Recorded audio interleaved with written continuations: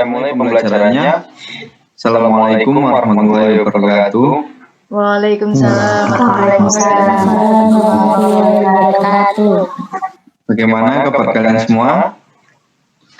Alhamdulillah. Sehat. Alhamdulillah, semoga kita semua dan juga sanak keluarga dijaga oleh Allah Subhanahu wa Ta'ala di masa pandemi ini. Untuk berikutnya, saya akan menayangkan sebuah video yang berhubungan dengan pembelajaran kita pada hari ini. Tolong disimak ya. Tata cara penyembelihan. 1. Dianjurkan untuk shahibul kurban menyembelih hewannya sendiri. 2. Menggunakan alat sembelih yang tajam.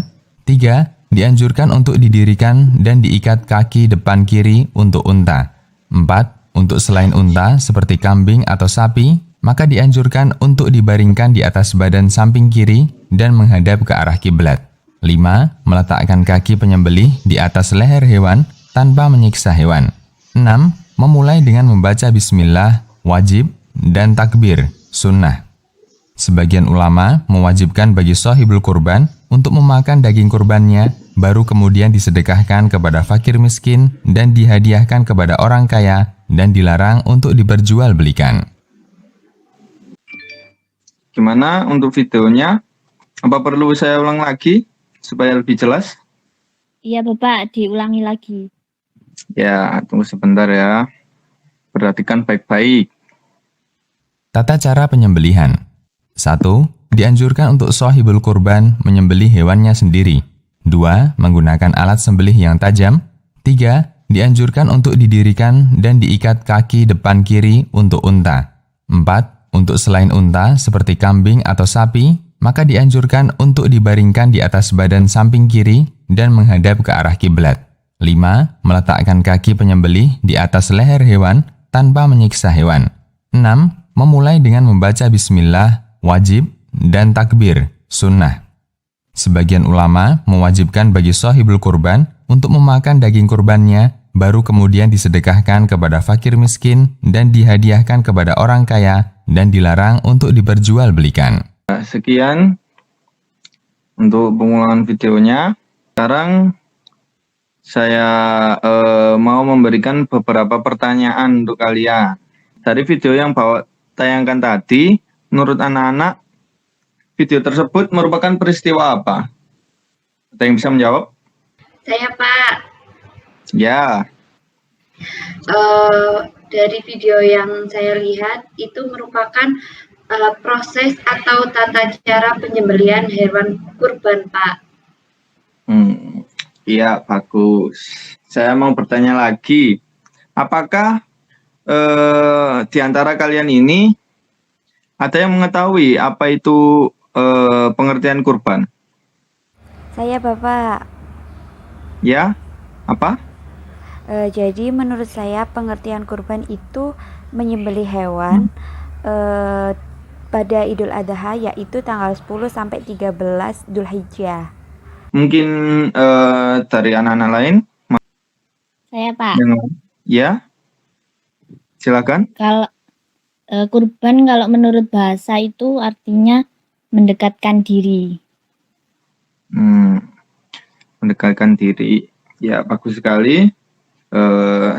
Semuanya benar. Yang terakhir saya mau bertanya, pada video tadi kira-kira apa saja hewan yang akan disembelih atau yang biasa disembelih dalam berkurban? Kambing, Pak. Ya, kambing. Selain kambing, ada yang tahu lagi? Sapi, Pak. Unta, Pak. Domba, Pak. Ya, itu semua betul sekali. Hewan-hewan tersebut biasa digunakan untuk berkurban. Sekarang waktunya sesi diskusi. Saya akan membagi kalian menjadi 2 kelompok. Yang kelompok pertama, Leli, Firda, dan Dava. Kelompok 1 membahas tentang hal-hal yang disunahkan atau sunnah di dalam berkurban. Dan kelompok 2 ada Mas Hisam, Rara sama Indah. Kelompok 2 membahas hal-hal yang dimakruhkan di dalam berkurban atau hal makruh di dalam berkurban. Gimana? Jelas pembagiannya? Jelas. Bapak. Ya, Bapak. Ya, setelah ini saya akan membuat rumit baru yang akan saya share di grup WA. Untuk kelompok pertama nanti masuk dulu ya untuk diskusinya. Nanti bergantian. Setelah kelompok pertama, baru kelompok kedua. Terima kasih untuk kelompok 1 yang telah bergabung. Habis ini saya persilakan kalian untuk berdiskusi. Saya akan mengawasi dari sini. Untuk mic dan video akan saya matikan agar kalian fokus dalam diskusi dan tidak mengganggu diskusi kalian. Baik, Firda, gimana, Dava? Aku tadi cari-cari di internet menemukan 2 hal yang disunahkan dalam berkurban.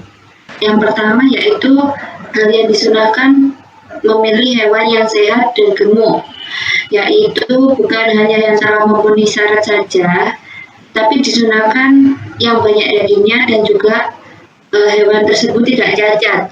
Kemudian yang kedua itu menghadap kiblat. Jadi hal yang disunahkan itu baik hewan yang disembelih atau yang menyembelih hewan tersebut harus menghadap kiblat. Gimana, Firda dan Dava?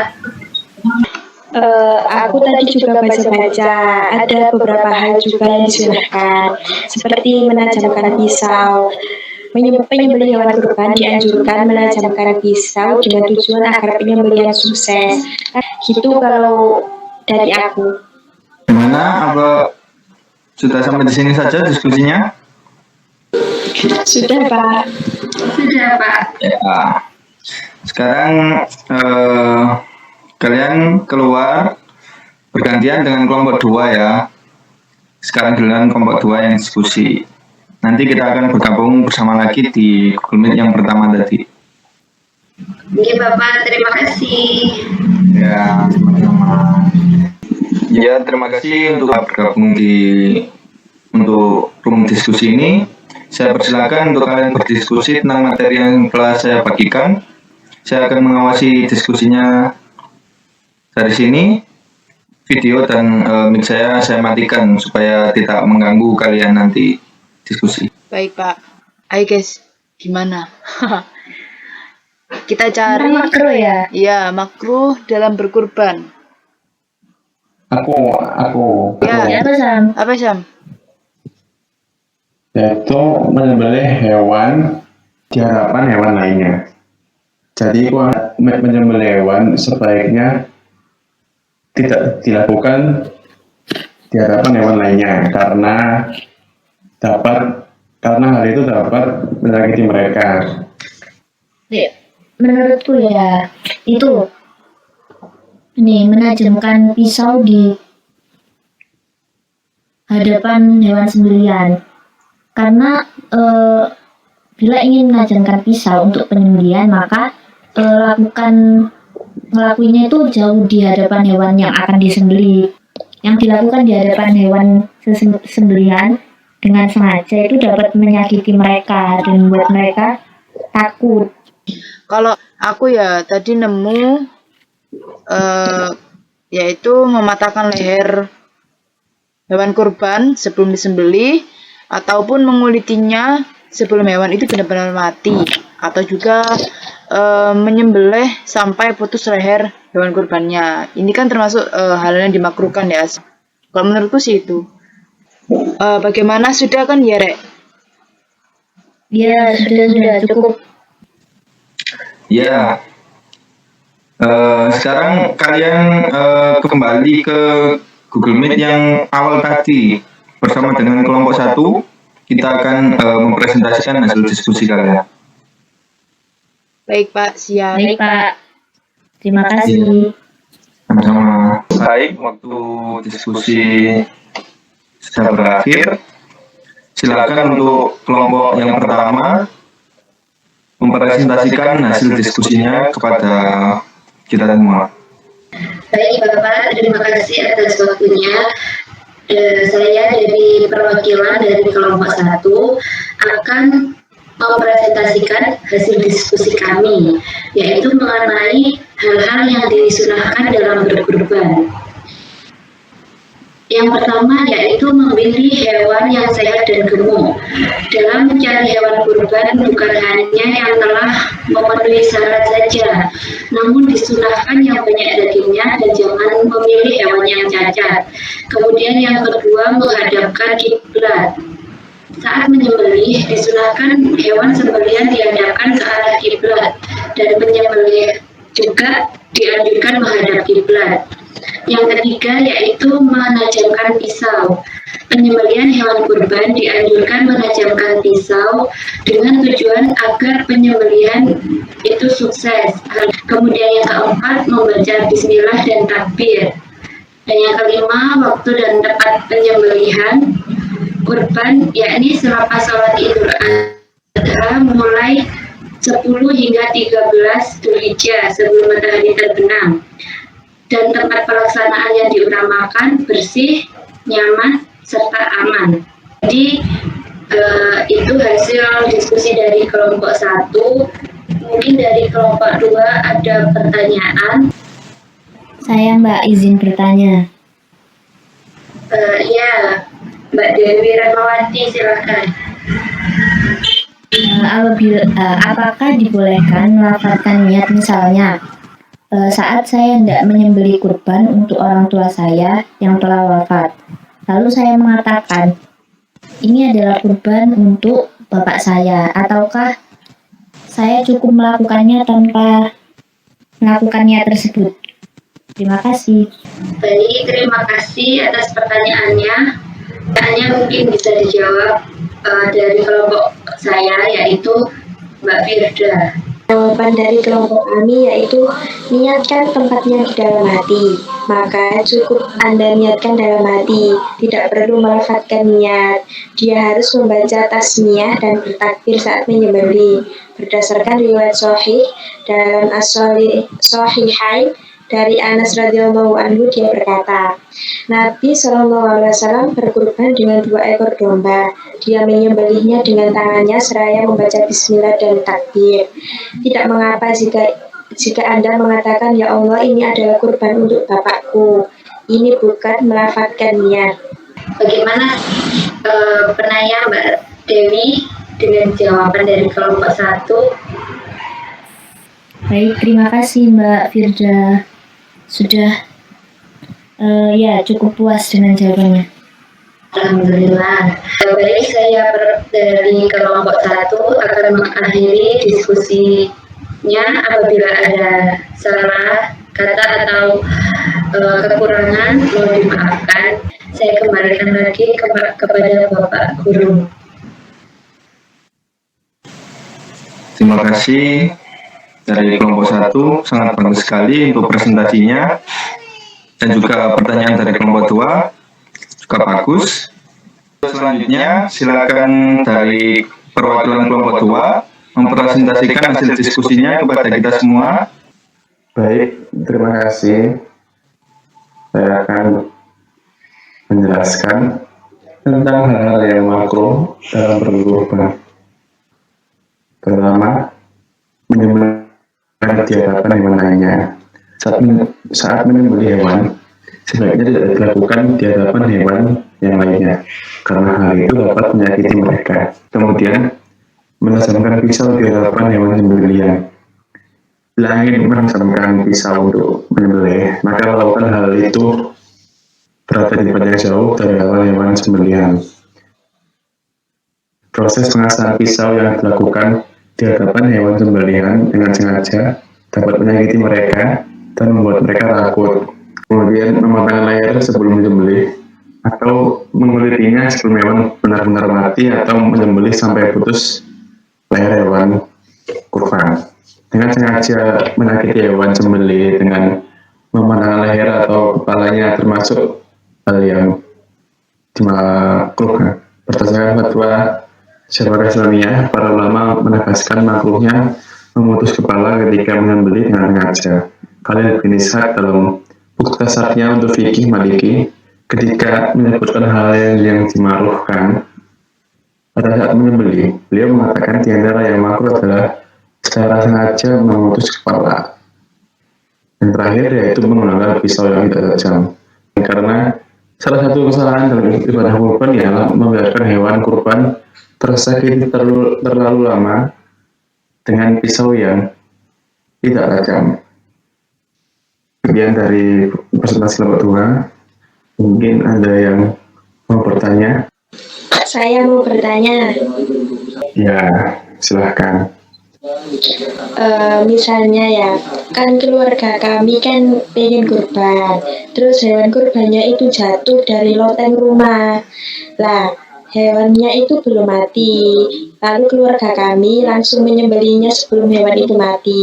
Apakah hal itu diperbolehkan? Baik, saya akan menjawab pertanyaan dari Mbak Firda. Sah tidaknya sembelihan tersebut selama kita menyembelihnya itu dalam kondisi belum mati, maka sembelihan tersebut itu sah dan benar. Allah telah mengharamkan hewan yang dicekik, dipukul, yang terjatuh, dan yang dimakan binatang buas. Semua larangan di atas jika sampai mati belum disembelih. Namun jika kita mendapatinya belum mati dan kita menyembelihnya dengan sembelihan yang sesuai dengan syariat Islam, maka sembelihan tersebut menjadi halal. Ya, seperti itu. Apakah bisa diterima, Mbak Firda, jawabannya? Bisa, Mbak. Terima kasih atas jawabannya. Oke, sami-sami. Untuk selanjutnya, saya serahkan kepada Bapak Alawi. Terima kasih diskusi dari ketua kelompok, sangat bagus sekali. Sekarang saya akan memberikan penguatan tentang materi kurban ini. Tolong diperhatikan ya. Untuk pengertian kurban, dalam istilah ilmu fikih, hewan kurban biasa disebut dengan nama al-udhiyah yang bentuk jamaknya al-adai. Secara bahasa, kurban berasal dari kata koroba yang berarti dekat. Dan secara syariat, kurban artinya ibadah dalam bentuk melaksanakan penyembelihan hewan tertentu atas dasar perintah Allah Subhanahu wa Ta'ala. Yang berikutnya, untuk syarat hewan kurban harus binatang ternak seperti unta, kambing, sapi, biri-biri, domba, dan lain-lainnya. Untuk unta berumur 6 tahun, sapi berumur 3 tahun, kambing dan biri-biri berumur 2 tahun. Binatang yang dijadikan kurban tidak boleh cacat. Yang berikutnya, waktu pelaksanaan kurban. Kurban hanya boleh dilaksanakan pada bulan Zulhijjah, sejak usai sholat Idul Adha hingga hari Tasyrik, yaitu 11, 12, 13 Zulhijjah. Yang terakhir yaitu hikmah dari kurban. Yang pertama, menambah cinta kepada Allah. Mendekatkan diri kepada Allah juga sama. 2, akan menambah keimanannya kepada Allah Subhanahu wa Ta'ala. Yang ketiga, dengan berkurban berarti seseorang telah bersyukur kepada Allah atas segala rahmat dan karunia yang dilimpahkan kepada dirinya. Yang terakhir, dengan berkurban berarti seseorang telah berbakti kepada orang lain, di mana tolong menolong, kasih mengasihi, dan rasa solidaritas dan toleransi memang dianjurkan oleh agama Islam. Barangkali murid-murid ada yang mau bertanya tentang kurban ini. Ketika saya membeli seekor kambing sehat bugar, tidak ada cacat sama sekali, untuk saya niatkan berkurban. Terus ketika diturunkan dari mobil, itu kakinya terkilir. Jadi kan otomatis dia mengalami cacat di kakinya. Nah, apakah hal itu dikategorikan cacat atau memang boleh digunakan untuk berkurban? Terima kasih.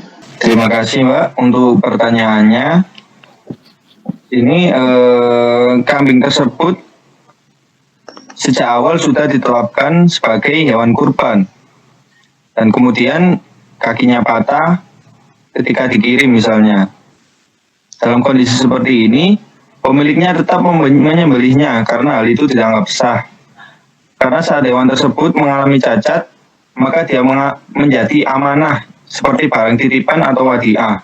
jika merupakan amanah, sedangkan cacatnya tidak terjadi karena faktor kesengajaan, kecelakaan terus kambingnya jatuh, kakinya patah, kan tidak disengaja, maka tidak ada kewajiban baginya untuk mengganti dan tetap sah sebagai hewan kurban.